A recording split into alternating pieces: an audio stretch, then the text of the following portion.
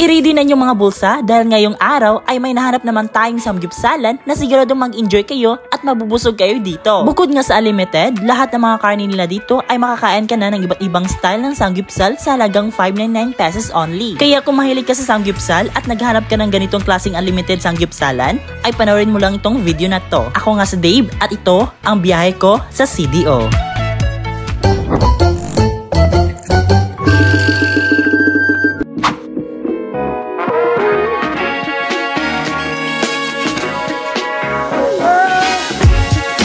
Ngayong araw nga mga kachoy ay bumiyahe tayo dito sa pinag-usapan at pinipilaan samgyupsalan ngayon dito sa Cagayan de Oro. At andito nga tayo sa Samgyupsalamat na nag-o-offer ng iba't ibang style ng barbecue. At dito nga sa Samgyupsalamat ay sobrang dami mong pagpipilian na flavor ng unlimited pork at beef. At dito nga sa Samgyupsalamat sa halagang 599 pesos only ay matitikman mo na o ma-experience mo na ang unlimited samgyupsalan nila. Ang Samgyupsalamat pala mga choy ay open sila Monday to Sunday at 9 AM hanggang 10 PM sa gabi. Ang Samgyupsalamat sa Cagayan de Oro ay dito sila matatagpuan sa Limkitcay Mall na malapit sa Limkitcay Lux Hotel. Meron din silang branch doon sa SM City Downtown. Kung malapit kayo sa SM or Limkitcay, go! Alam nyo ba na merong new kind of meat, new side dishes, and new flavor of Samgyupsalamat with a total of 18 meats na pwede mong pagpipilian? Yes, 18 meats na pwede mong pagpipilian mga choy. Unlimited pa rin yan for only 599 pesos. Ito yung 18 meats with any flavor na pwede mong pagpipilian. Isa sa new offer nila is yung moksal, which is kind of pork meat. Meron silang sweet and plain version ito. At syempre, andito pa rin yung ating OG sauces, katulad ng melted cheese, samjang, and you can always ask for free refill sa mga sauces. Meron akong i-share sa inyo mga choy na meron silang happy hour promo every Friday to Saturday at 10 PM onward. Nagustuhan din namin yung bagong nilang beef inoki. Fresh at bago kasi yung mushroom kaya sobrang sarap. Sa sobrang sarap ng mga karne dito at ayan, kumuha din kami ulit ng bagong meat and as you can see,